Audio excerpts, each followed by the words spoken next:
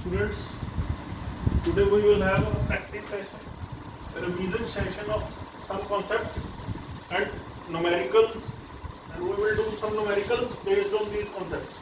First of all, we have studied the concept of insertion of medium between the charges. देखिए, जैसे मानिए ये दो चार्जेस हैं Q1 और Q2, इनके बीच में दूरी है R. अब इनके बीच में कोई मैटर नहीं है मतलब these are placed in vacuum. ठीक है जी. तो मान लो ये फिक्स्ड है, Q1 is fixed, both these charges are positive. तो इस केस में ये जो एक दूसरे पे रिपल्सिव फोर्स लगाएंगे वो क्या होगी? Force in vacuum. Force in vacuum is F0. ये क्या होगी? स्मॉल के Q1 Q2 by R square. ये सेकंड या थर्ड लेक्चर में हमने पढ़ा होगा. अब मान लीजिए इस सारे सिस्टम को हमने एक मीडियम में इंसर्ट कर दिया जिसका भी डाइलेक्ट्रिक कांस्टेंट कैपिटल के है. अब इन दोनों चार्जेस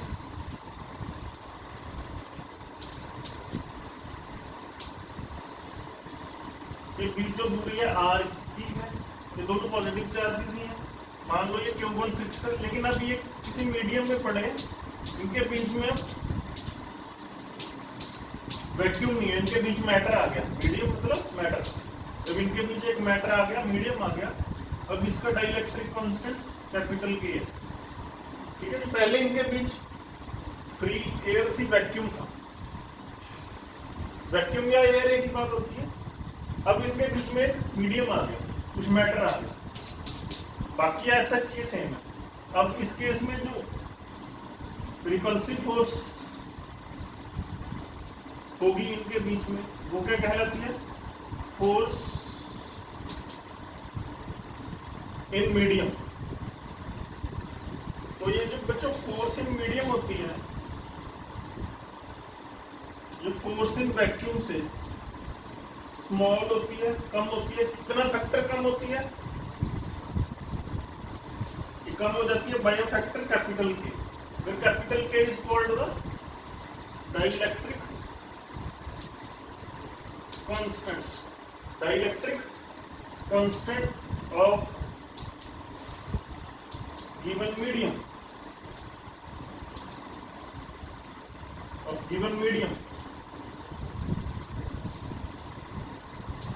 मीडियम मतलब जो मैटर इन दोनों के बीच में आ गया. अब इसी कॉन्सेप्ट के ऊपर मैं एक डाटा देता हूं, हम एक न्यूमेरिकल सॉल्व करके देखेंगे. अब हमें गिवन है दो चार्जेस हैं, जब वो एयर में पड़े हैं, एयर या वैक्यूम एक ही बात होती है, उनके बीच फोर्स है, रिपल्सिव फोर्स है 10⁻⁻⁴ न्यूटन. अब उन्हीं अगर दो चार्जेस को उसी सेपरेशन में किसी अगर ऑयल में हमने इमर्ज कर दिया तो उनके बीच जो रिपल्सिव फोर्स है वो कम होकर होगी 2.5 × 10⁻⁵ न्यूटन. तो मीडियम क्या आ गया? अब उन दोनों के बीच जो मीडियम आ गया वो एक ऑयल आ गया. तो हमें डाइलेक्ट्रिक कांस्टेंट ऑफ ऑयल पूछा है कितना है. तो ये हमारे पास कॉन्सेप्ट है. तो K क्या होगा? डाइलेक्ट्रिक कांस्टेंट ऑफ मीडियम क्या होता है? फोर्स इन वैक्यूम या फोर्स इन एयर. तो इसको इस तरफ ले गए, ये इस साइड आ गया, divided by force in medium. अब मीडियम यहाँ पर ऑयल है, force in air is 10⁻⁴ Newton. Force in oil is force in medium is 2.5 × 10⁻⁵ Newton. ये न्यूटन से न्यूटन कैंसिल हो गया, तो ये आ गया अपना 10⁻⁴ + 5 डिवाइडेड बाय 2.5.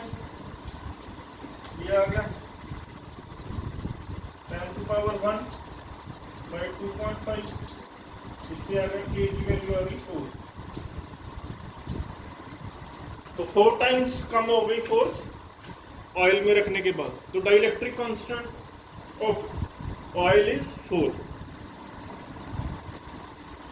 अब बच्चों इसी कॉन्सेप्ट पे अब एक और क्वेश्चन कर लेते हैं।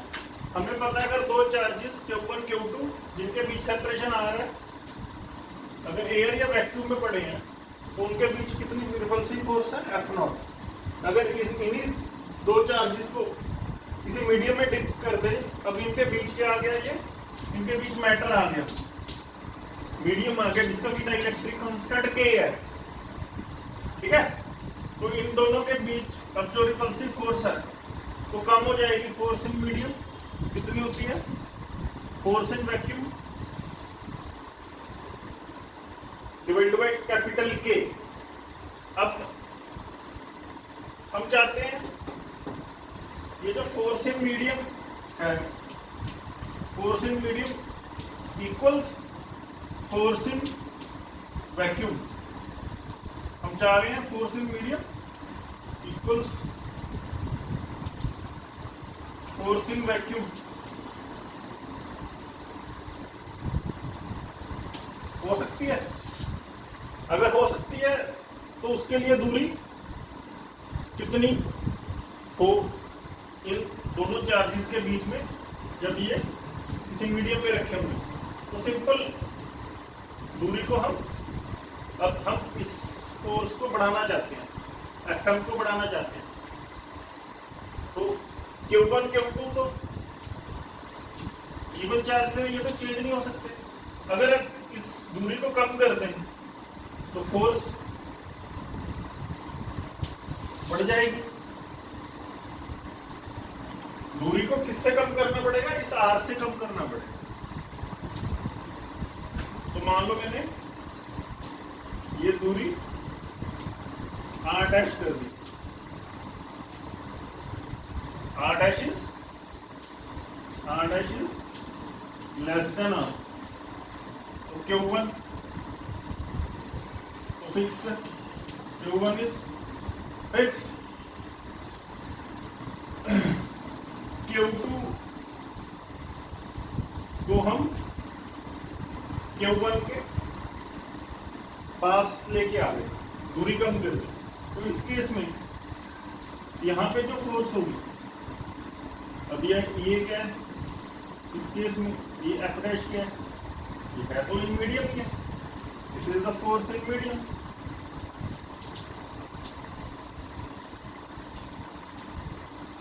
बट इसका मैग्नीट्यूड इस फोर्स के इक्वल है जब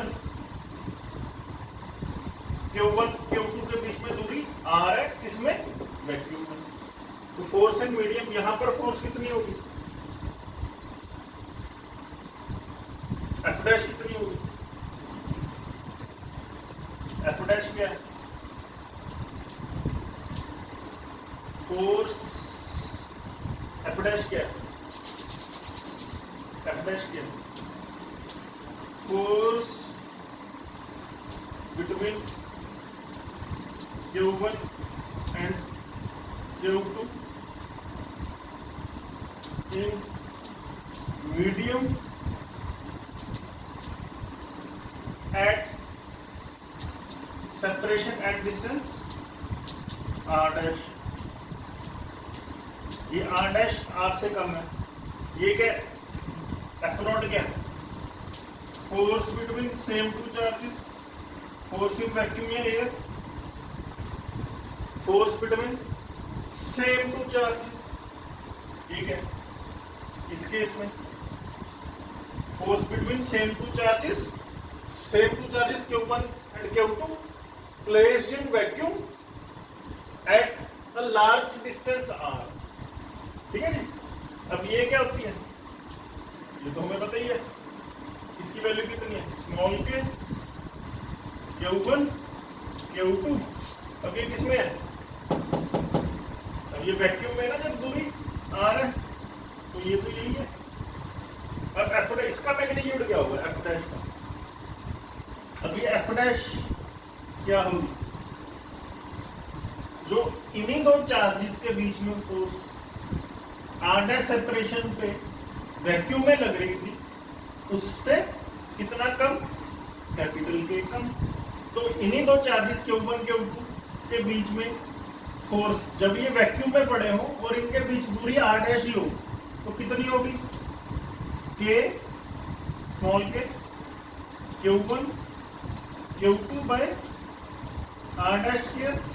अब ये फोर्स तो जब ये दोनों चार्जेस r' डिस्टेंस पे किसमें पड़े हैं? वैक्यूम में पड़े हैं। अब f' तो उससे कम होगी, f' कितना कम होगी? इससे कम होगी बाय फैक्टर कैपिटल के। ये हमें पता तो है, force in medium is equal to force in vacuum at same separation divided by dielectric constant. अब इसकी वैल्यू यहां हमने पुट कर दी, क्या आ गया? K Q1 Q2 r' square. इससे कितना कम है? कैपिटल की टाइम्स कम। अब देखो r' और यहां से क्या आ गया? r square is equal to K times r' square. तो हमसे पूछा गया था फाइंड करो r'। इस r' की वैल्यू पूछी गई थी, इस r' की वैल्यू पूछी गई थी जो कि स्मॉल r से कम है। ये r' की वैल्यू जो कि स्मॉल r से कम है। अब ये कितनी आ गई? देखो ये गिवन आ गया। इसमें से कितनी आ गई वैल्यू? यहां से इस एक्सप्रेशन से r' is equal to r by r divided by √k। तो अगर इन दोनों के बीच जितनी फोर्स वैक्यूम में r डिस्टेंस पे लग रही है, अगर हम चाहते हैं मीडियम में भी उतनी ही फोर्स लगे इन दोनों चार्जेस के बीच में, तो इनके बीच में दूरी कम करनी पड़ेगी, r' करनी पड़ेगी। तो r' कितनी होगी? r' होगी r डिवाइडेड बाय √ कैपिटल के। इसको आप याद भी रख सकते हैं। अब अगला क्वेश्चन आया बच्चों, explain the types of forces and their nature. Types of forces and their nature that can act between two protons. हमारे पास एक सिस्टम है, उसमें दो प्रोटॉन्स हैं। अब उन दोनों के बीच में किस किस तरह की और कितनी फोर्सेस एक्ट कर सकती है, और उन फोर्सेस की नेचर भी हमें बतानी है, अट्रैक्टिव है या फिर रिपल्सिव है। अब देखिए, मान लीजिए ये दो प्रोटॉन्स हैं, Q1 भी प्रोटॉन है, Q2 भी प्रोटॉन है, इनके बीच में सेपरेशन r है। तो अभी तो एक तो कूलम रिपल्शन होगी इन दोनों के बीच में, ठीक है जी। ये लॉन्ग रेंज फोर्स है, ये रिपल्सिव होगी नेचर में। ये फोर्स कौन सी है? Long range. r की वैल्यू चाहे 5 किलोमीटर हो, ये फोर्स 5 किलोमीटर बहुत ज्यादा है ना, r की वैल्यू चाहे 50 किलोमीटर हो, तो ये लॉन्ग रेंज फोर्स है। ये फिर भी एक दूसरे को रिपेल करेंगे, और ये फोर्स कौन सी होगी? रिपल्सिव। ये कौन सी फोर्स है? Electric force. इसकी नेचर क्या है? ये है रिपल्सिव, ठीक है जी। जैसे gravitation force of gravitation is long range. Gravitational force किसकी वजह से होती है? मास की वजह से होती है, और वो अट्रैक्टिव है। अर्थ और सन के बीच देखो ग्रेविटेशनल अट्रैक्शन लग रही है ना, डिस्टेंस कितना? बहुत ज्यादा। अर्थ और मून के बीच ग्रेविटेशनल अट्रैक्शन लग रही है, अप्रोक्सीमेटली 4 लाख किलोमीटर की दूरी है अर्थ के सेंटर ऑफ मास और मून के सेंटर ऑफ मास के बीच। ये लॉन्ग रेंज फोर्स है। तो अब ये जो प्रोटॉन्स हैं, इनके पास अब क्या है? मास भी है।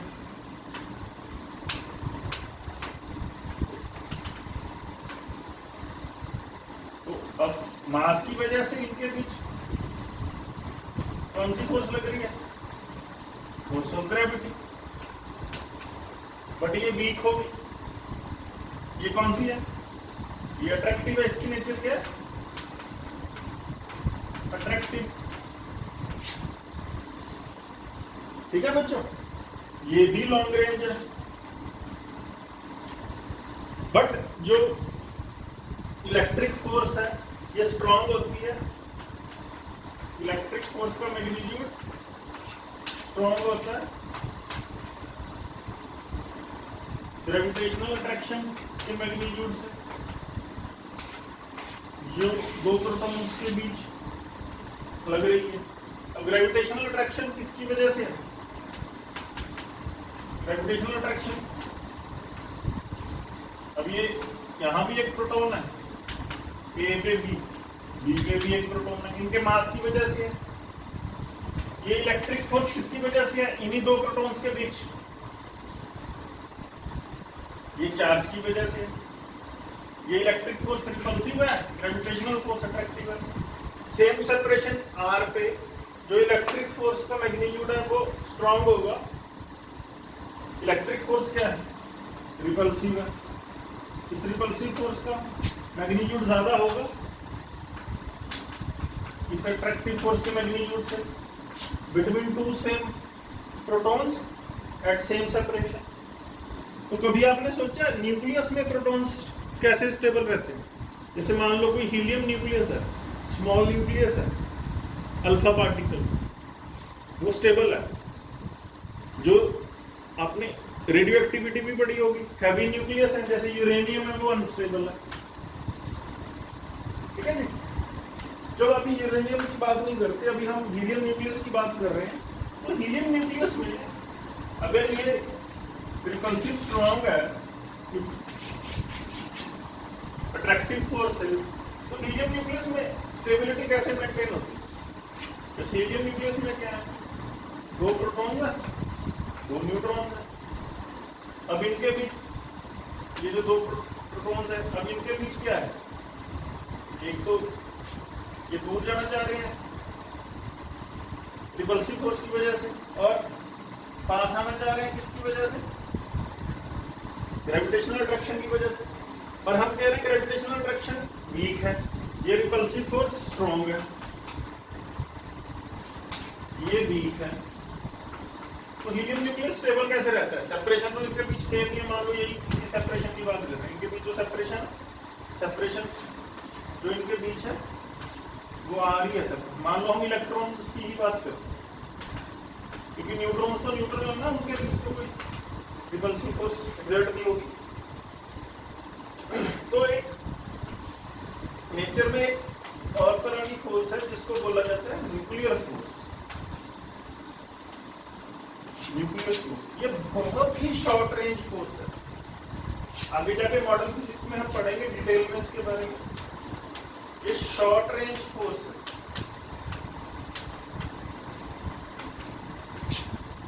ये पार्टिकल्स के बीच कब लगती है? जब इनके बीच ये जो डिस्टेंस है आर, ये जो डिस्टेंस है आर, ये डिस्टेंस छोटा हो, ध्यान से सुनना, किससे छोटा हो? 10⁻⁻14 मीटर से छोटा हो। अगर ये डिस्टेंस 10⁻⁻14 मीटर हो गया, अगर ये डिस्टेंस इसके इक्वल और इससे बड़ा हो गया, तो ये फोर्स जीरो हो जाती है। तब ये फोर्स वैनिश हो जाती है, तब दो इलेक्ट्रॉन्स के बीच ये फोर्स लगेगी। ये स्ट्रॉन्गेस्ट फोर्स है टिल डेट। ये क्या है? Strongest force. इसका मैग्नीट्यूड कूलम रिपल्शन के मैग्नीट्यूड से भी कई टाइम्स ज्यादा होता है। आई थिंक 10⁻⁶ टाइम्स ज्यादा होता है। ये जो न्यूक्लियर फोर्स है, इसका मैग्नीट्यूड कूलम रिपल्शन से 10⁻⁶ टाइम्स ज्यादा होता है। विटामिन ये दो प्रोटॉन्स के बीच भी लगती है, दो न्यूट्रॉन्स के बीच भी लगती है, एक प्रोटॉन और एक न्यूट्रॉन के बीच भी लगती है। चलो अभी तो हम सिर्फ प्रोटॉन की बात कर रहे थे, तो ये दो प्रोटॉन्स के बीच भी लगेगी। ये अट्रैक्टिव है नेचर में। ये कब लगेगी? जब एलिमेंट्री पार्टिकल्स, जो बहुत छोटे पार्टिकल्स हैं, उनके बीच में दूरी 10⁻⁻14 मीटर से कम हो। अब इतनी कम दूरियां तो न्यूक्लियस में ही मिलेंगी हमें, एटम के अंदर ही मिलेंगी। एटम के अंदर भी न्यूक्लियस के अंदर और ये फोर्स स्ट्रॉन्गेस्ट है, ये फोर्स न्यूक्लियस के अंदर पाई जाती है, ये अट्रैक्टिव फोर्स, इसलिए इसको न्यूक्लियर फोर्स बोला जाता है। ठीक है जी। मान लीजिए हमें गिवन है 2 प्रोटॉन्स पड़े हैं, इनके बीच में दूरी है मान लो 10⁻⁹ मीटर। ठीक है जी। और बताओ अब इन दोनों के बीच में कौन कौन सी फोर्स लगेगी। तब इस केस में अगर ये दूरी 10⁻⁹ मीटर है, तब ये न्यूक्लियर फोर्स नहीं लगेगी। तब इन दोनों के बीच, ये 2 प्रोटॉन्स के बीच, एक तो कूलम रिपल्शन लग रही है और एक ग्रेविटेशनल अट्रैक्शन, ये 2 लगेंगी, ये न्यूक्लियर फोर्स नहीं लगेगी। अगर मान लो ये दूरी 10⁻⁹ की बजाय आपको दे दे 10⁻12 मीटर दे दे, ठीक है जी, तब भी ये दोनों ही, ये इलेक्ट्रॉन क्या थे, प्रोटॉन्स थे, तो इन दोनों प्रोटॉन्स के बीच कूलम रिपल्शन लगेगी, ग्रेविटेशनल अट्रैक्शन ये एक दूसरे के ऊपर लगाएंगे, कूलम रिपल्शन एक दूसरे के ऊपर लगाएंगे, अट्रैक्शन लगाएंगे, बट ये न्यूक्लियर फोर्स जो कि अट्रैक्टिव है, ये वाली फोर्स नहीं लगेगी। ये आगे जाके मॉडर्न फिजिक्स में न्यूक्लियस चैप्टर में डिटेल में हम पढ़ेंगे। अब ये क्वेश्चन देखो बच्चों, 2 पार्टिकल्स हैं ए और बी, दोनों चार्ज पार्टिकल्स हैं, इनके बीच में दूरी r है, इन दोनों के पास मास सेम है m, ठीक है जी, चार्ज भी इन दोनों के ऊपर सेम है, सिमिलर पार्टिकल्स हैं, ठीक है। मान लो आप कह सकते हो जैसे 2 प्रोटॉन्स हैं, तो इस गिवन सिस्टम में net force on any particle is 0, net force on any particle is 0, find the value of Q/m। अभी मैंने आपको बताया है, अब ये न्यूक्लियस के अंदर तो है नहीं, न्यूक्लियर फोर्स तो नहीं लगेगी। अब मान लो A फिक्स्ड है, पर ये जो पार्टिकल B है, दूसरा पार्टिकल B, वो भी रेस्ट में ही है, क्योंकि नेट फोर्स जो B पे लग रही है वो 0 है। अब A B पे कितनी फोर्स लगा रहा है, एक तो कूलम रिपल्शन लगा रहा है, इलेक्ट्रिक फोर्स लगा रहा है, और एक इलेक्ट्रिक फोर्स क्या होगी, दोनों पॉजिटिव चार्जेस है, तो इलेक्ट्रिक फोर्स रिपल्सिव होगी, और ये एक ग्रेविटेशनल अट्रैक्शन इन दोनों के बीच लग रही है, ठीक है जी, ये अट्रैक्टिव है। अब B पे अगर नेट फोर्स 0 है, तो इसका मतलब क्या है, फोर्स ऑफ इलेक्ट्रिक फोर्स का मैग्नीट्यूड इक्वल्स ग्रेविटेशनल अट्रैक्शन का मैग्नीट्यूड। अब ये क्या होती है बच्चों, K Q1 Q2/r², ये क्या होती है capital G M1 M2/r², r² से r² कैंसिल। अब Q1 Q2 इक्वल है, तो ये क्या होगी KQ², मासेस भी इक्वल है, तो ये क्या होगी कैपिटल G M²। मुझे पूछा गया था find the value of Q/m, तो यहाँ से क्या आ गया, तो यहाँ से हमारे पास क्या आ गया, Q²/m² is equal to capital G/K, तो यहाँ से Q/m क्या आ गया, Q/m क्या आ गया, अंडर कैपिटल G/K। तो हमें अगर मैथमेटिकल वैल्यू पूछी हो तो भी बता सकते हैं हम। कैपिटल G की वैल्यू क्या होती है 6.67 × 10⁻11, और इसकी क्या होती है 9 × 10⁻9। मैथमेटिकली Q/m की वैल्यू भी हम बता सकते हैं, नोट करो इसको। अब बच्चों ये नेक्स्ट क्वेश्चन है, ये ABC एक इक्विलैटरल ट्रायंगल है, इसकी साइड है 10 सेंटीमीटर, ठीक है। ये असाइनमेंट का जो चेक पॉइंट है उसका 15th क्वेश्चन है, तो इसमें गिवन है पहले 10 सेंटीमीटर, तो SI में कितनी होगी 10 × 10⁻² मीटर होगी, ठीक है। ये तीनों साइड चल रही होंगी, तो यहाँ पर A पे रखा है +1 माइक्रोकूलम चार्ज, B पे रखा है -1 माइक्रोकूलम चार्ज, C पे रखा है +2 माइक्रोकूलम चार्ज। अब हमसे पूछा इस चार्ज पे जो C जो वर्टिस है उस पे रखा है, उस पे नेट इलेक्ट्रिक फोर्स निकालो। तो मान लो ये फिक्स्ड है, है जी, ये भी फिक्स है, ये वाला चार्ज भी फिक्स है। तो इस पे नेट इलेक्ट्रिक फोर्स कितनी लग रही है? अब ए वाला चार्ज पॉजिटिव है, ये सी वाला भी पॉजिटिव है। अब इन दोनों के बीच कौन सी फोर्स हो जाएगी? ये फोर्स हो जाएगी force on charge at C by charge at A. इसको आप क्या करते हैं? ठीक है जी। अब ये इसका मैग्नीट्यूड क्या होगा? इसका मैग्नीट्यूड कितना होगा? कि Q1 कितना होगा? 10⁻⁻6 Q2 कितना होगा? 2 × 10⁻⁻6 whole divided by L square. दूरी है R, यहाँ पर जो दूरी है दोनों चार्जेस के बीच L ही है ना, तो ये रिपल्सिव होगी। अब ये जो चार्ज है ये नेगेटिव है, तो इसकी वजह से इस पॉजिटिव चार्ज, ये वाला जो पॉजिटिव चार्ज है, इस पे क्या फोर्स लगेगी? वो फोर्स अट्रैक्टिव होगी। ये क्या होगी? Force by charge placed at point B. अब इन दोनों के बीच की दूरी BCB, यही दूरी BC है, यही दूरी AC थी। अब ये फोर्स क्या होगी? अट्रैक्टिव। क्यों? क्योंकि ये पॉजिटिव है, ये नेगेटिव है। अब इसका मैग्नीट्यूड भी सेम ही होगा कि ये चार्ज 10⁻⁻6 इंटू ये वाला charge 2 × 10⁻⁻6 divide by L square. अब इन दोनों के बीच ये वाला एंगल क्या होगा? ये वाला एंगल होगा 120 डिग्री। अब मान लो इसकी वैल्यू भी F है, इसकी वैल्यू भी F है, ठीक है जी। तो हमारे पास ये आ गया, ये चार्ज कहाँ पड़ा है? ये C पे पड़ा ना।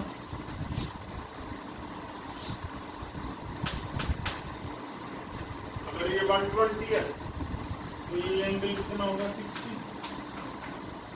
ये भी 60 होगा FF। तो ये वाले कंपोनेंट्स F sin 60 और F sin 60 ये कैंसिल हो जाएंगे। F cos 60 ये ऐड हो जाएंगे, तो नेट फोर्स क्या होगी? इन दोनों का सम। तो F नेट बच्चों क्या आ जाएगी? 2F cos 60 हाफ होता है, तो cos 60 और 2 तो कैंसिल ही हो जाएगा, तो नेट फोर्स यही आ जाएगी, F के बराबर ही आ जाएगी। तो नेट फोर्स कितनी आ गई? ये हो गया अपना 9 × 10⁻⁹, ये हो गया 10⁻⁻6 2 × 10⁻⁻12 डिवाइड बाय दूरी कितनी थी? 10 × 10⁻⁻2 10 × 10⁻⁻2 इसका होल स्क्वायर। ये क्या answer? Net force. Simple question है ये, बहुत ज़्यादा। अब इसके बाद बच्चों नेक्स्ट क्वेश्चन है, एक यूनिफॉर्मली चार्ज रिंग का इस प्लेन में, YZ प्लेन में, एक्स एक्सिस इसके सेंटर से पास हो रहा है। तो एक्स एक्सिस क्या होगा? इसका ज्योमेट्रिकल एक्सिस। इसके ऊपर कोई पॉइंट P है, P के कोऑर्डिनेट्स x, 0। रिंग का रेडियस कैपिटल R है, तो इसके ऊपर टोटल पॉजिटिव चार्ज कैपिटल के ऊपर। तो हमने पॉइंट P पे, P को क्या बोलते हैं? Axial point. पॉइंट P का कहलाता है एक्सियल पॉइंट। इसके ऊपर नेट फील्ड कैलकुलेट की थी due to this positively charge ring, away from positive charge होगी, इसको मैग्नीट्यूड ये होगा। अब क्वेश्चन में हमसे क्या पूछा है? हमसे वो वाला पॉइंट पूछा गया इसके ऊपर, क्या वो S होगा या वो T होगा, ठीक है जी। जहाँ पे फील्ड स्ट्रेंथ, ये जो फील्ड स्ट्रेंथ है इसका मैग्नीट्यूड मैक्सिमम हो, तो अगर मैक्सिमम है तो उससे ज्यादा तो हो नहीं सकता, अगर मैक्सिमम है तो वो कांस्टेंट भी होगा। तो उस पॉइंट की दूरी क्या वो S है या T है या L है, कोई भी पॉइंट है, या M है, उसकी दूरी सेंटर O से फाइंड करो, ठीक है जी, या उसके कोऑर्डिनेट्स फाइंड करो। अब P कोई जनरल पॉइंट है, इसकी दूरी x है, इसके लिए हमने ये फील्ड ये निकालनी। तो ये फील्ड अगर मैक्सिमम है तो कांस्टेंट भी होगी, तो हमें क्या यहाँ पे वेरिएबल क्या है, m s p या t, तो x कोऑर्डिनेट वेरिएबल है ना। डिस्टेंस फ्रॉम सेंटर इस एक्सप्रेशन में देखिए, फील्ड का एक्सप्रेशन नहीं है। अगर हमने p की बजाय फील्ड एट s लिखनी है तो क्या चेंज होगा, ये x कोऑर्डिनेट चेंज होगा, तो बाकी सारा कुछ तो कांस्टेंट है, k capital Q capital R constant, direction ये डी अभी आई का भी ये कांस्टेंट है।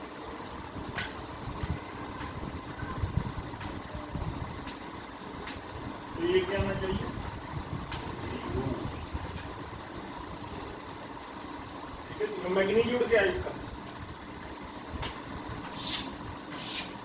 कांस्टेंट बाहर आ जाएगा, स्मॉल के बाहर कैपिटल Q बाहर, d/dx अंदर क्या बचेगा, x divided by x square plus r square की पावर 3/2, ये क्या आना चाहिए, ये 0। इनके क्यू उस साइड डिनोमिनेटर में आ जाएगा, 0 हो जाएगा। ठीक है जी, तो हमारे पास क्या आ गया, और करके d/dx ऑफ x, इसको अगर प्रोडक्ट रूल में कन्वर्ट करना ये आ जाएगा माइनस d/2।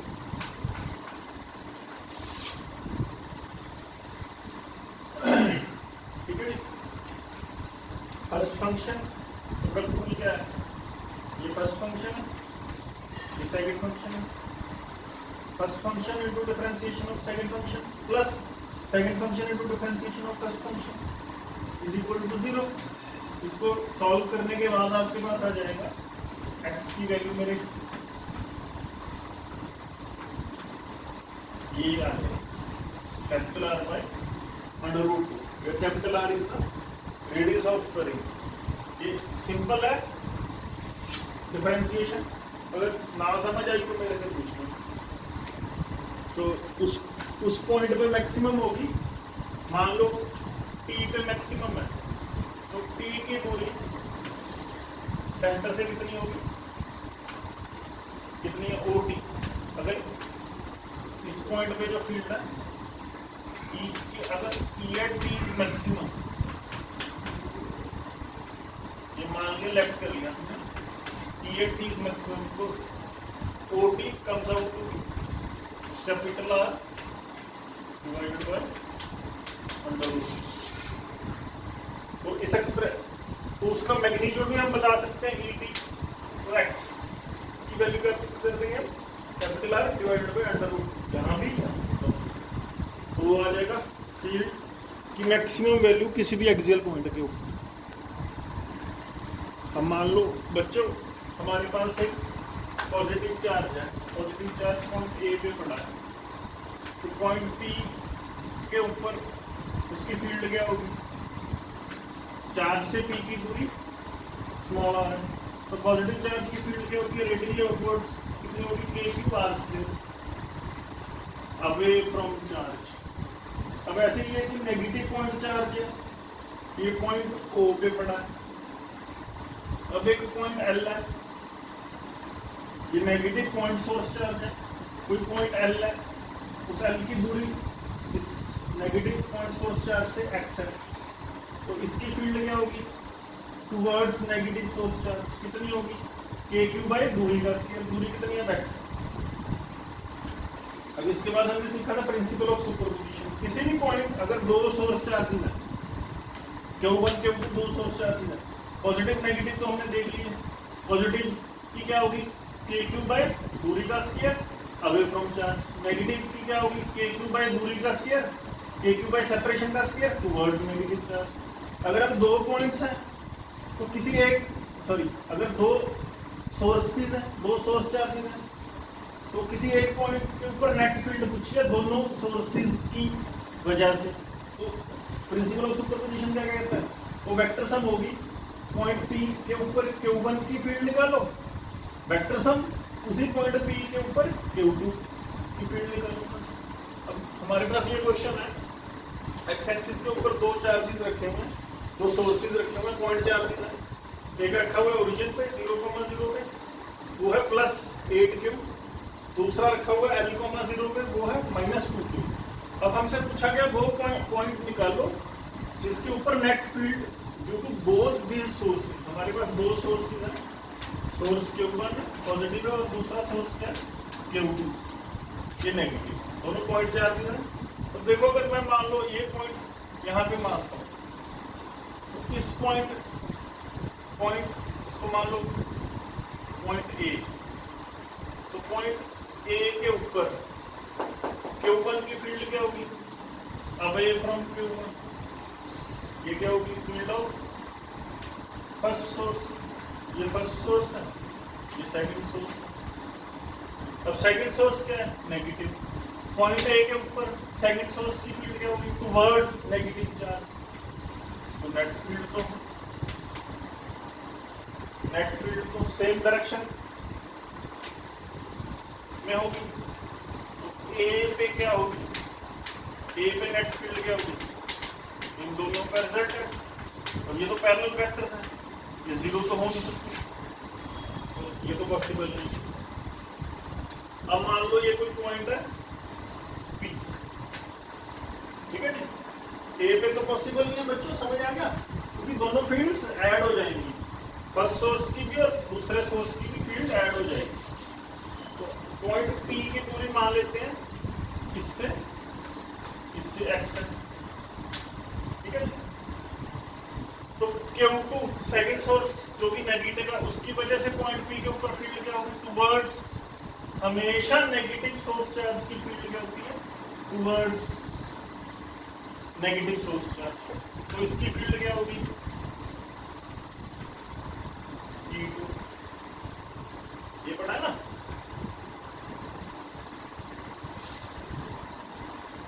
कौन से पॉइंट की बात कर रहे हैं हम, अब पॉइंट P की बात कर रहे हैं। Point P is beyond second source charge Q2 की वजह से फील्ड पॉइंट P के ऊपर टुवर्ड्स नेगेटिव चार्ज। अब Q1 की फील्ड P के ऊपर क्या होगी, एज Q1 इज पॉजिटिव, ये क्या होगी अवे फ्रॉम पॉजिटिव क्या होगी। अब इनका रिजल्टेंट इनके बीच 180 डिग्री एंगल है, अब इनका रिजल्टेंट 0 हो सकता है। तो देखो ये नेट एट पॉइंट P क्या आगे बचा E1 प्लस E2।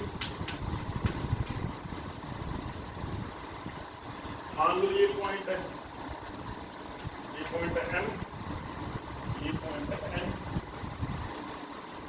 ठीक है। तो ये क्या होगी E1 पॉजिटिव चार्ज किया Q1 by MP² direction plus इस नेगेटिव चार्ज Q2 की फील्ड क्या आ गई Q2 by distance between them is MP² direction is minus i है, वैल्यूज ये 0 होनी चाहिए, तो वैल्यूज पुट कर दो कि अब सिर्फ Q1 Q2 के मैग्नीट्यूड्स लिखने हैं, क्योंकि डायरेक्शन तो हमने देख ली ना, मैग्नीट्यूड तो नहीं नेगेटिव होता। Q1 is 8Q divided by MP, what is the value of MP? MP is ये होगा कैपिटल L, MN है capital L plus x² I cap plus Q2 is Q2 magnitude लिखना बच्चों, यहाँ -2Q क्यों नहीं लिखना, क्योंकि उसकी वजह से डायरेक्शन हम ऑलरेडी लिख चुके हैं, bye MP², NP is x², ये माइनस आई कैप, ये सारी टर्म इस तरफ आके 0 के साथ ऐड हो गए, प्लस आई कैप होगी, ये क्या होगा K2Q divide by x² I cap बराबर K8Q i cap divide square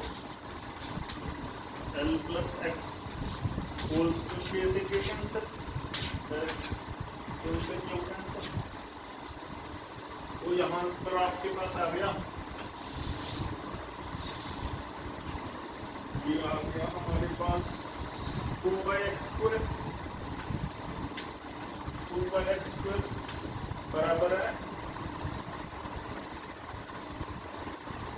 8 L plus x whole square तो ये हो गया 2 into L plus x whole square is equal to 8x square. तो इसको सॉल्व कर लेंगे हमें x की value in terms of capital L आ जाएगी। Capital L is given to us. Principle of superposition, vectors की नॉलेज, प्रिंसिपल ऑफ सुपरपोजिशन की knowledge, electric field strength at a point due to any source charge की knowledge. 3-4 concepts हैं, थोड़ा सा mathematics है, easy question है।